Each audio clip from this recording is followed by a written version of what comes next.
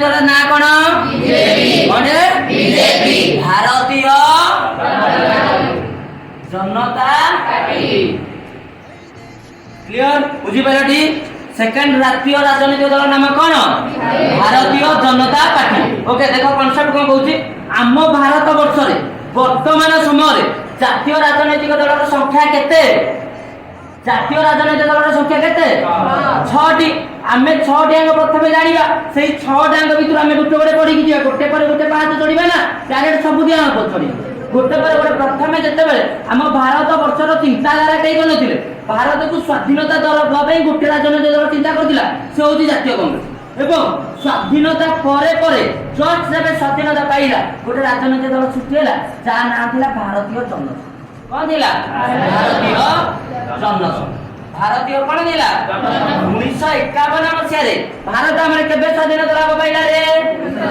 1947 मसिया रे एवं भारत स्वाधीनता पाइबा संगे संगे गोटे राजनैतिक दल मते तार किछि वर्ष व्यवधान सृष्टि होतिला जार नाम थिला कोन भारतीय जन संघ जा सृष्टि होतिला कहा द्वारा कोन श्यामचंद्र क्लियर ताले गोटे कथा इथे हमें क्लियर हेले जे ताले स्वाधीनता आंदोलन रे स्वाधीनता को त्वरान्वित करितबा राजनैतिक दल नाम होला जातीय कांग्रेस एवं स्वाधीनता समय रे स्वाधीनता परे गोटे राजनैतिक दल गठन होला जहा ना होला कोन भारतीय जनसंघ 1951 मसिया सृष्टि होला श्यामचंद्र मुखर्जी तार जन्मदाता थे कोन दिले जन्मदाता गोटे कॉन्सेप्ट पिले बुझेगा को चाहूचे देखो एई जो राजनैतिक दलटी सृष्टि हेतिला आमे गोटे हिंदू महासभा शिखुचे मुस्लिम लीग सुनिचे जोटा कि आमे स्वाधीनता पूर्व थिला जा कि 1905 मसिया बांग्लादेश जो विभाजन होइछि कि 1905 मसिया थिला ए कॉन्सेप्ट पला 1905 और 6 मसिया गोटे मुस्लिम लीग दल तैयारी हेतिला जो दल को विरोध करबा पे मुस्लिम लीग दल तैयारी हेतिला जोटा कहआ जाउछि कि वर्तमान स्वाधीनता पूर्ववर्ती दल तापरे एई दल को सब माने विरोध करी गोटे कोन हला हिंदू महासभा एई जो राजनैतिक दलटी थिला जो राजनैतिक दलटी हिंदू महासभा परे परे एगला कोन भारतीय जनसंघ ताले भारतीय जनसंघर इतिहास कहूछि हिंदू महासभा परिवर्तन होती कोन आइछि भारतीय जनसंघ एवं तमे माने गोटे आश्चर्यर विषय बुझिबो देखो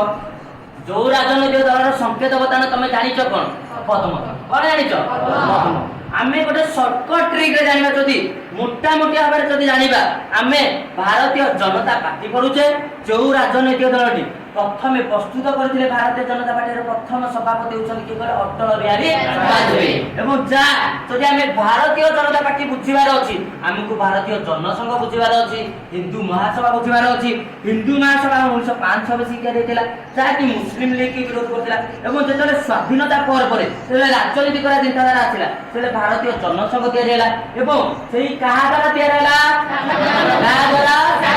श्यामचंद्र मुखर्जी द्वारा तो श्यामचंद्र मुखर्जी जो राजनीतिक दलटी सृष्टि कले के सृष्टि कले एही राजनीतिक दल हम भारत वर्षर प्रथम साधारण निर्वाचन 1952 रे केबे होला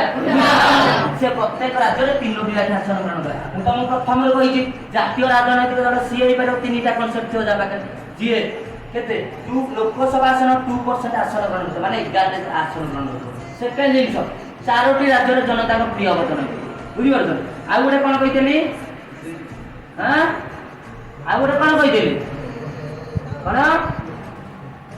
कोन लोकसभा रे 2% आसन ग्रहण करथिबो एवं 4टी राज्य रे जे प्रिय वचन हेतिबो ताके हम कोन कहितले हमें जातीय दल कहितले ताले एही राजनीतिक दल जे गोटे राज्य रे 3टी 4टी आसन ग्रहण करे ताले ये जातीय दल मान्यता पाइला ना भारतीय जनसंघ एवं तुम गोटे कथा कहछि सुनो तापर ये आरएसएस को सपोर्ट करथिया गोटे राजनीतिक आरएसएस को सपोर्ट करथिया जो हमर नरेंद्र मोदी केउ कहछन आरएसएस रा देखो ये कोन कला ये राजनीतिक दल चिंताधारा आदर्श कोन थिला देखो ये 1977 मसाले जते बेले कोनोसी क्षेत्र रे मध्य कांग्रेस विरोधी शासन नथिला सेते बेले ये भारतीय जनसंघ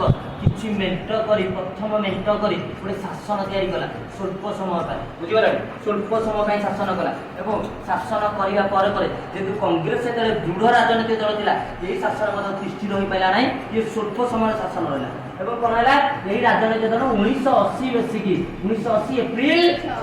କ'ଣ ତାହେଲେ ଏଇଟା ଇମ୍ପୋର୍ଟାଣ୍ଟ ପଏଣ୍ଟ 82 ମସିହାରେ ଭାରତୀୟ ଜନତା ପାର୍ଟି বা ভারতীয় জনসংঘ পার্টি তার নাম পরিবর্তন করে ভারতীয় জনতা পার্টি রখিলা এবং তার প্রথম সভাপতি কিয়ে অটল বিহারী বাজপেয়ী কিয়ে অটল বিহারী বাজপেয়ী এবং এই দলের সংকেত রহিলা কোন পদ্ম এবং সমগ্র ভারত বর্ষরে বর্তমান শাসন করুଥିବା রাজনৈতিক দলের নাম কোন বিজেপি তাহলে বর্তমান আমକୁ শাসন କରୁଛି କିଏ କାହା ନେତୃତ୍ୱରେ ନରେନ୍ଦ୍ର ମୋଦି କାହା ନେତୃତ୍ୱରେ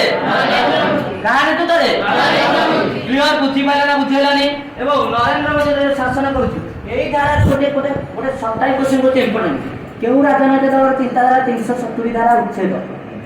ବିଜେପି 370 ଧାରା ଉଚ୍ଛେଦ କାହାର ଚିନ୍ତାଧାରା ବିଜେପି તમે જાણીଛ ଅଟଳ ବିହାରୀ ବାଜପେୟୀ ଆମେ ଗୋଟେ ଯେତେ 1999 କାର୍ଗିଲ ୱାର ହେଲା ଯେତେବେଳେ ଯିଏ ପ୍ରଧାନମନ୍ତ୍ରୀ ଥିଲେ ସିଏ କିଏ ଥିଲେ ଅଟଳ ବିହାରୀ ବାଜପେୟୀ ଏବଂ ତାଙ୍କ କଥାଧାରା ତାଙ୍କ ଚିନ୍ତାଧାରା ଯୋଉ ରାଜନୈତିକ ଦଳର ଚିନ୍ତାଧାରା କଥା କେହି ଭାରତ ବର୍ଷ ବୁଝୁନଥିଲେ ପଦ୍ମ କହିଲେ କେହି ବୁଝନ୍ତିନି ସେଇ ରାଜନୈତିକ ଦଳକୁ ଚିହ୍ନେଇଲା କିଏ ଅଟଳ ବିହାରୀ ବାଜପେୟୀ ଏବଂ এই ବିଜେପିର ବର୍ତ୍ତମାନ ସଭାପତି କିଏ ଜେପି ନାଡ୍ଡା କ୍ଲିୟର ଏବଂ ଅଟଳ ବିହାରୀ ବାଜପେୟୀ ସବୁବେଳେ କୁହନ୍ତି ଆମ ଭାରତ ମାଙ୍କୁ ସମ୍ମାନ କର ଆମ ଭାରତୀୟଙ୍କୁ ସମ୍ମାନ କର ସେତେବେଳେ ଦେଶର ଉନ୍ନତି କରିବ କୌଣସି ହାଲତରେ ବି ଭାରତର ସ୍ୱାର୍ଥକୁ ପୂର୍ଣ୍ଣ କରାଯିବ ନାହିଁ ବିଦେଶୀ ରାଷ୍ଟ୍ର ସହିତ ସବୁବେଳେ ତାଙ୍କ ଚିନ୍ତାଧାରା ଥିଲା ଆମ ସ୍ୱଦେଶ ବୃତ୍ତି ସ୍ୱଦେଶର ଚିନ୍ତାଧାରାକୁ ଆଗକୁ ନେବା ଯାହାଫଳରେ କି ଆଜି ତାଙ୍କ ଆଦର୍ଶକୁ ସମ୍ମାନ ଜଣାଇ ଆମ ନରେନ୍ଦ୍ର ମୋଦି କ'ଣ କରୁଛନ୍ତି କେନ୍ଦ୍ରରେ ଶାସନ କରୁଛନ୍ତି କିଏ ଶାସନ କରୁଛନ୍ତି କେନ୍ଦ୍ରରେ ଶାସନ କିଏ କରୁଛନ୍ତି